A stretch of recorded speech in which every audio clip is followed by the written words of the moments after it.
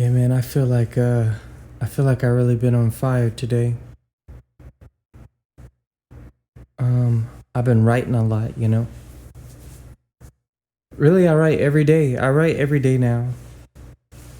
And I've taken that task upon myself because I want to be able to be a better artist, be a more consistent artist.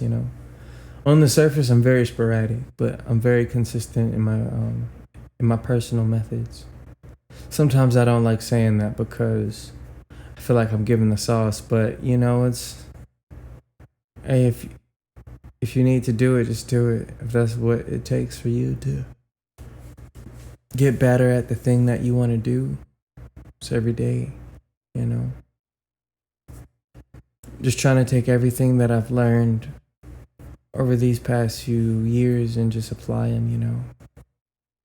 And it's very difficult because everybody just kind of has like the interest of you just kind of staying afloat, but this path is a very unstable one.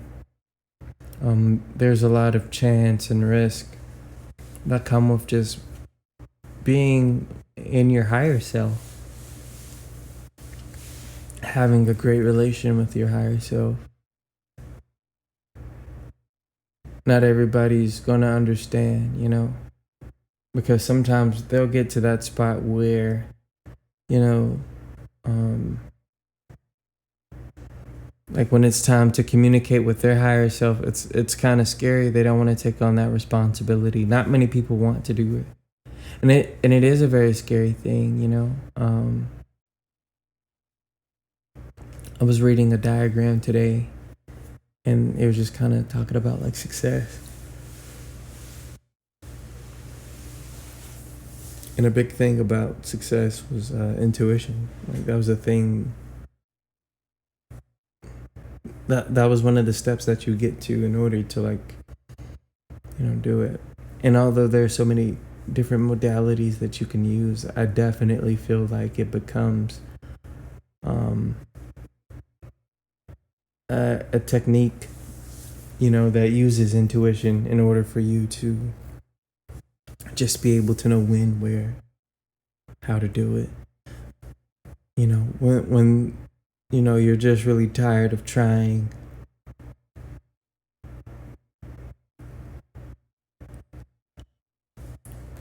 I think, when you become so exhausted and so depleted of just like plugging in and trying new things and getting a result that doesn't, getting a result to work. It's like you have to surrender to that thing, but also like you have to grow more in like trusting your intuition. And although there are so many different methods for everyone, I think intuition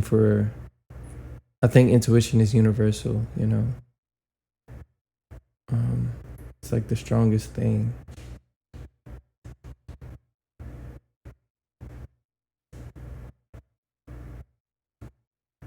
It's most definitely the strongest thing. And it's hard because, I think for most of our lives in like modern society, we've been conditioned to have that thing as like the secondary thing, you know? And it's really for the sake of like, if it falls in the harmony of like business or like, just kind of like the capitalist agenda. And not saying like, oh, look up, but like real shit. Like if it doesn't fall within like making money or utilizing money, then it gets ignored. But in reality, like it's the thing that you can use to make money, the thing that you can always go back to. But it's a practice. Like intuition is also a practice. We have to practice being intuitive so that we know what it feels like. And once we know what it feels like, we can always use that feeling to navigate certain situations and landscapes. People sleep on feeling. I saw this I saw this like weird video, but it had a very great, I want to say, it had a very great quote at the beginning of it. And, oh, yeah, so it was this video called Price Master, right? And it just happened to be like this experiment that was done in like 2000 and something. But so I found out that this group had put together an estate sale, but they weren't really selling anything, but people were coming up to see what they can buy. 2001, sorry.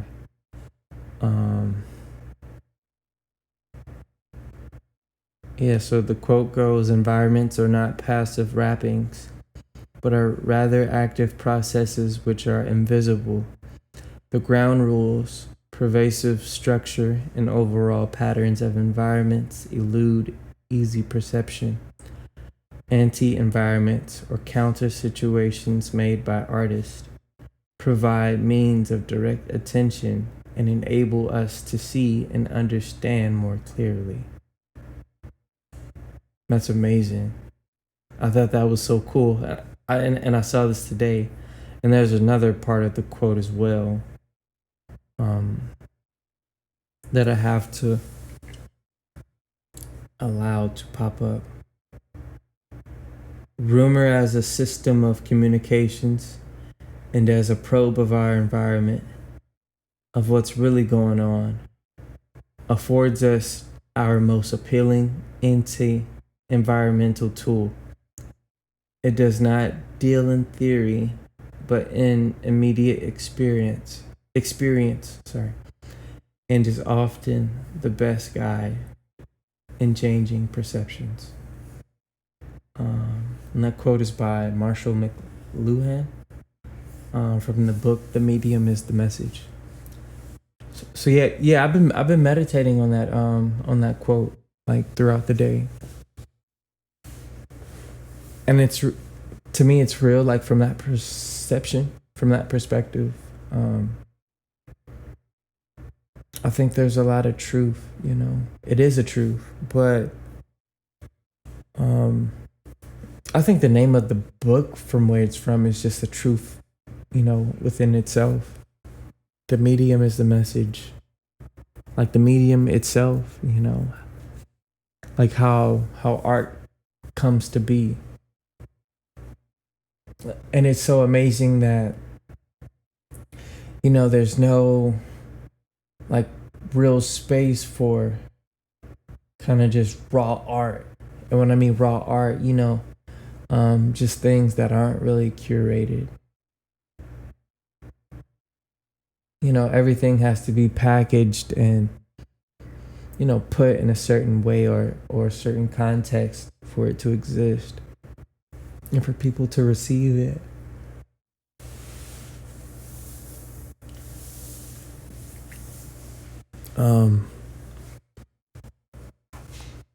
I don't think people realize how problematic that is.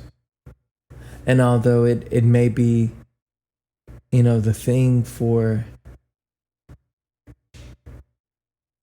it's survival, in certain spaces, like at that point, is it really art or has it become a different thing, I thought about Mick Jenkins today. He's one of my favorite artists of all time. Like I just love, I love his identity, but I love how he connects words and thoughts and just in a very powerful way. But like there's also like a power in his approach. Like there's a power in his intellect that isn't like really corny,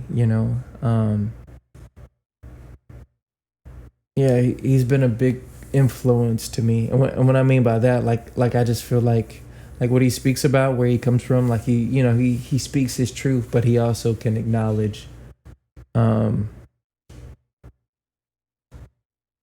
like parts of like things in his identity that don't necessarily stop what he's trying to say.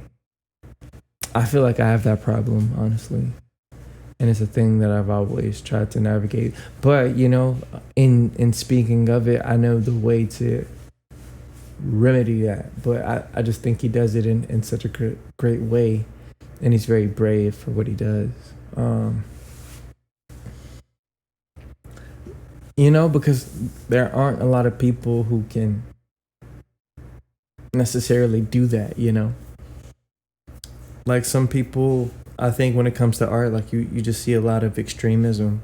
And that's not bad, but I feel like sometimes like people just don't know how to interweave between their conscience and their identities.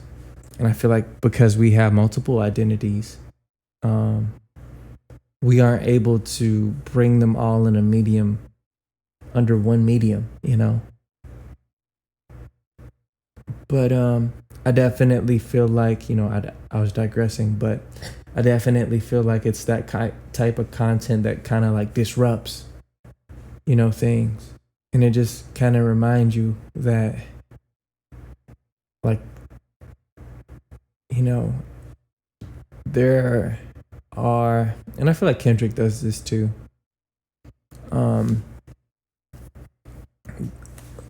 There are things to think about that immediately affect us as people, like whether it be, like figures from history, whether it be like remembering that or putting into a perspective that, what's the word I want to use? Putting into perspective that things aren't as well as they could be. And just in society. And honestly, like, this is going to sound a bit radical, but it's a problem that we have a society, and especially in this context.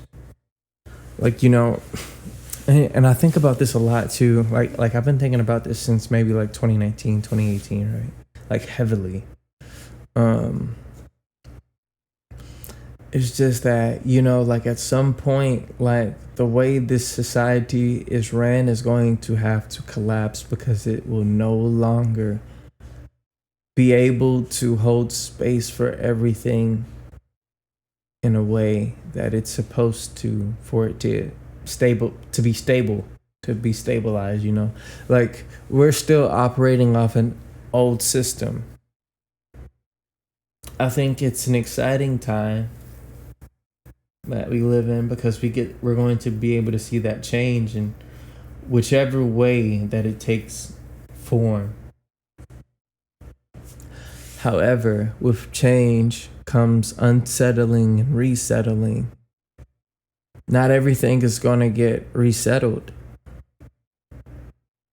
but it wouldn't be a change if it did, and that's okay. It's supposed to be like this. The only constant is change. And that's okay.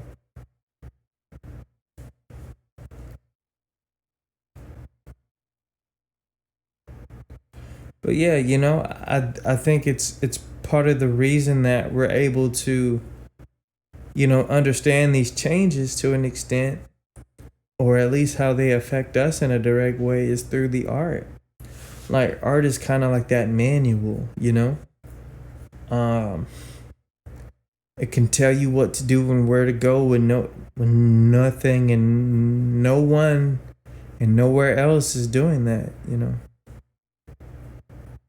I think that's why we gravitate to art, because we somehow can navigate ourselves in a way that we may have not been able to navigate ourselves before. And maybe that's through an identity, but walking through an identity that we could relate to, but also allowing that to help us walk through our own identity. It's important. It's very important.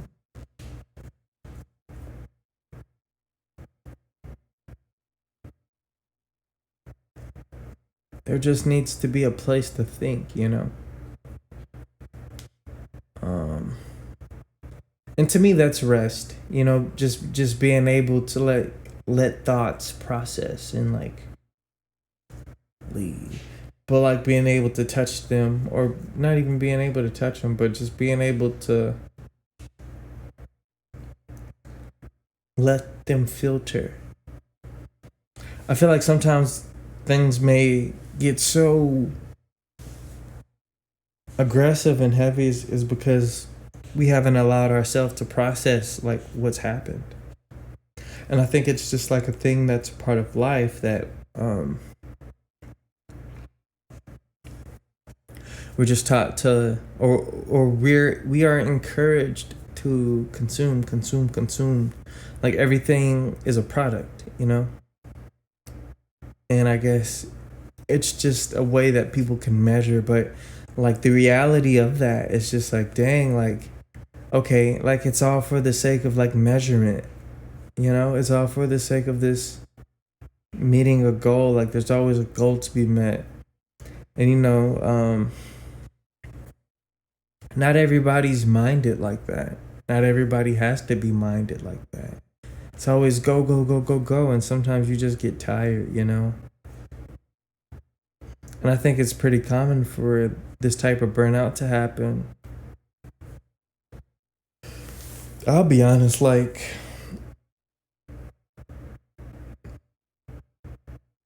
I think that's a thing that I'm relatively experiencing. The kind of burnout, you know?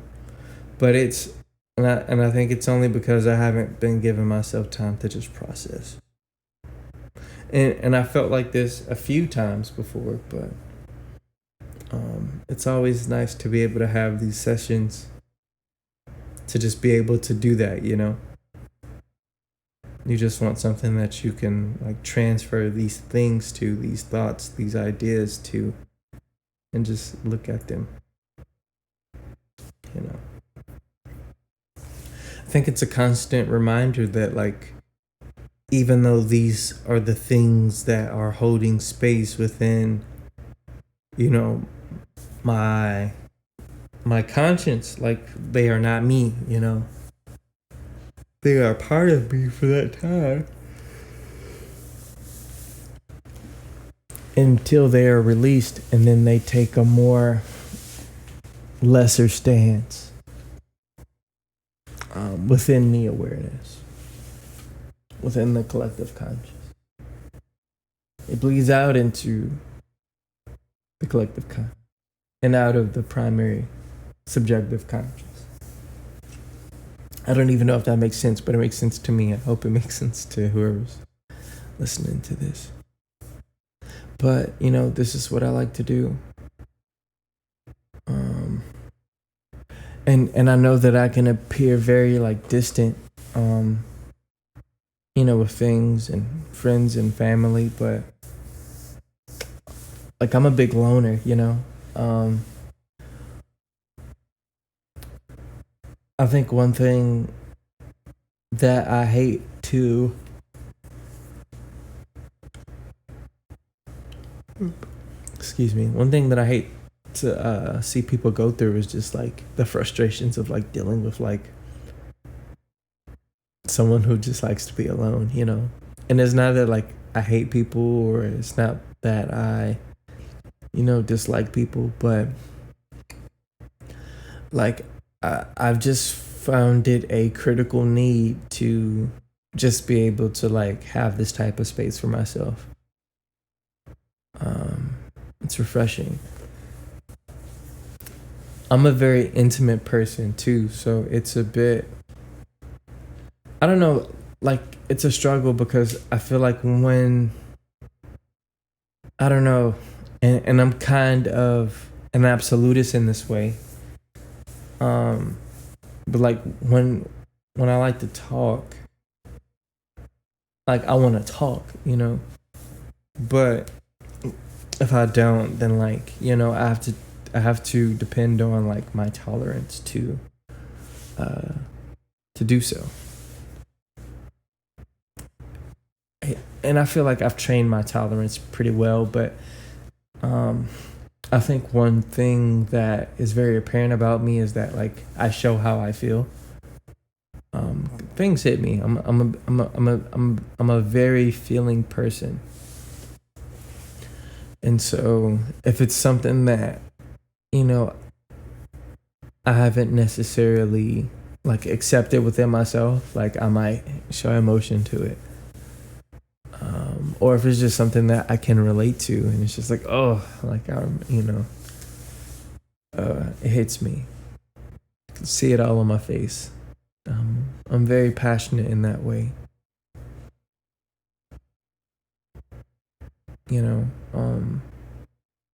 Sometimes I feel like I have to sabotage myself in order to just kind of like stop from like freaking everybody out. But I think what do I want to say? I think I just kind of have to like compartmentalize that space for myself and allow myself to have that space adequately so that I don't overlap into like other parts of my life. But yeah, like I don't know what it is about me. Like I could just spend whole days by myself. And it's cool. Like work is cool, like having to communicate with other people, and it's like all these like different types of problems that you might come across in like the day to day. But like I like that nature, to just be able to know like there's no like long-term commitment when it comes to like following an idea that I haven't necessarily initiated for myself.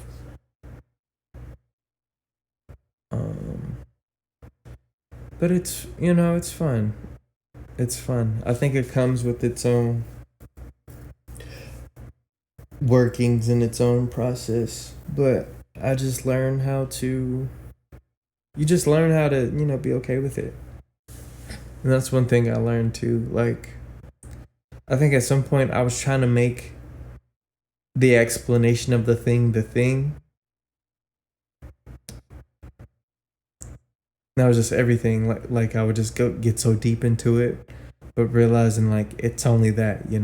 Still have fun with it, like play with it, but like play with the idea and the concept of things.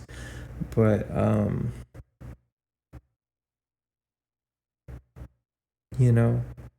remember that you have to ground yourself sometimes when it gets too much.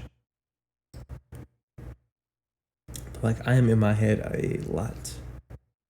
And I don't think that's necessarily a bad thing. I think we're all in our head, I think we, like a lot of people share, like, or agree upon like ideas collectively.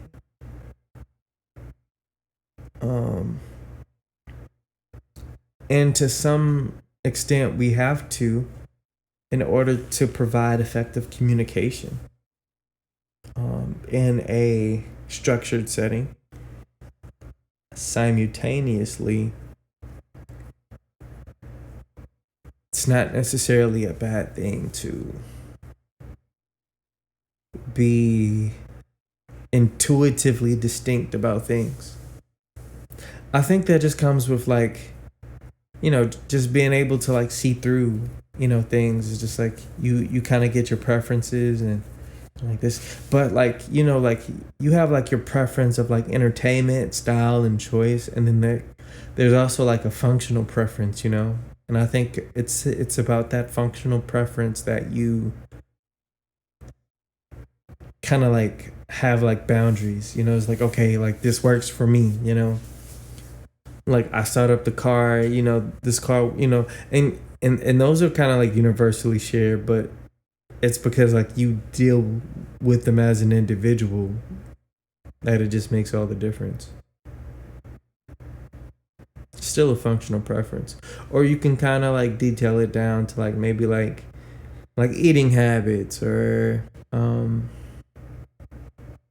the way that you like work out or exercise, or even the way that you meditate. If you have a style of like preferred meditation, maybe you like to walk and that's your meditation. Maybe you like to think. Like for me, this is a way that I meditate. I like thinking, but I also like feeling, and I like challenging myself to do those things in ways that allow me to be better at both. I think a crazy thing that comes with like improvement though is like, setting structure to certain things. I kind of hate that that's like the normative. I kind of hate that that's like the normal thing that you have to do in order to um get better at something. Sometimes I hate order because I feel like along with order, like there's no, unless it's in there, but even if like the room for like creation is in there, like it doesn't satisfy like the overall need to um like create just for the sake of creation. It's just like, oh, okay, like you're creating to satisfy the need, but it's just like for the sake. Like I think when we begin to do more things for the sake, and when we allow ourselves to do more things for the sake of, things become a lot more holistic. And I think that's what it's all about. Just finding holisticness and navigating and maneuvering. At least that's what it means to me.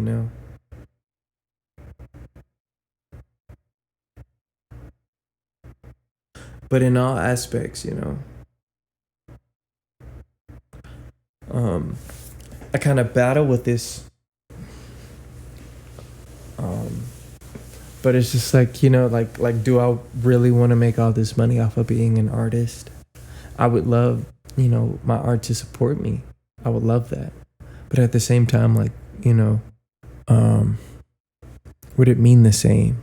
Would it have the same impact and value? Like it's a release for me. Um, and I think if I were to make money, and if I were to just be able to share that experience, and be that open enough to where those avenues start to benefit me, then I would kind of have to like dig deeper into that. And I guess like it is what it is, but at the same time, like I just wonder, like am I ready for that? Do I want that? Um, will I be able to find a way for that technique, that form, like find new pockets in it? You know, am I ready for the change that comes, the personal change that comes with that? I think about these things sometimes. You just want it to be pure. Um, I think that's one thing like I'm currently struggling with, and I know a long time ago that this was going to be a struggle, because for me it's like I have to be all in or I'm all out. Like it's just the way that I work. Like I hate politicking. And maybe that has to deal with like the instant gratification of things, but at the same time, like even if I had to politic to get something, like it's still like the focus of like, all right, like it's getting, like the goal is getting this here. Um, and I guess that always ends up looking different, but at the same time, I don't know. This has been me since like I've noticed this actively since high school, but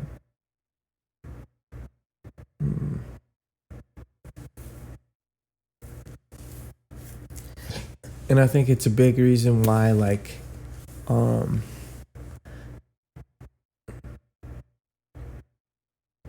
I don't display much, but when I do, I would like to, like, intensively share it. Uh, I like intensity and I like preciseness in a way. Just to kind of have these moments of burst and like the dynamicism. Yeah, dynamicism.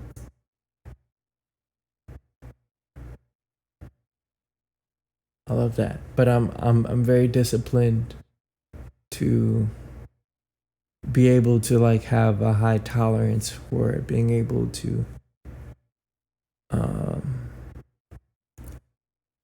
execute task over long periods of time, but at the same time, I get bored easily, you know.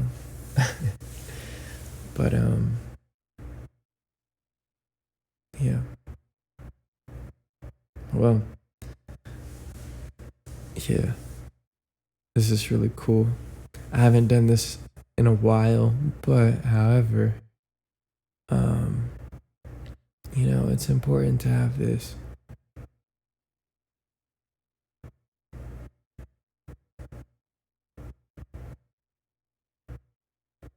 Um, I don't know if I'm going to put this out yet, but if I do, thank you for just taking some time to listen to me talk. And yeah, have a good one.